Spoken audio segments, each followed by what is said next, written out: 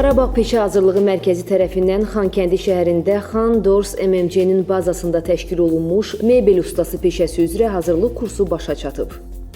Qarabağ Regional Məşğulluq Filialı və Füzulidə fəaliyyətə başlayacaq Meh Tekstil MMC-nin birgə təşkilatçılığı ilə əmək yarmarkası keçirilib. Yarmarka zamanı dərzi vakansiyası üzrə namizədlərin bilik və bacarıqları yoxlanıb. Peşə hazırlığı kursunun təşkili barədə razılıq əldə olunub.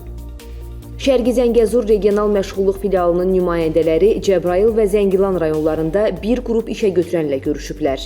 Görüşlərdə birgə əməkdaşlıq məsələləri, o cümlədən əhalinin məşğulluğunun təmin edilməsi barədə müzakirə aparılıb.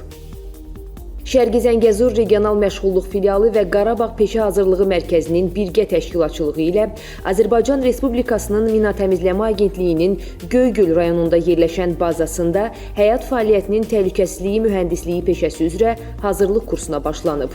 Kursa 48 müdavim cəlb olunub.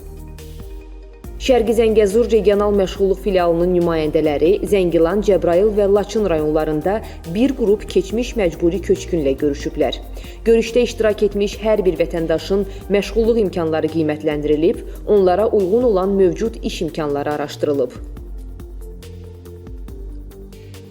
Şərqi Zəngəzur Regional Məşğulluq Filialı tərəfindən Zəngilan, Laçın və Cəbrayıl rayonlarında əmək yarmarkaları keçirilib.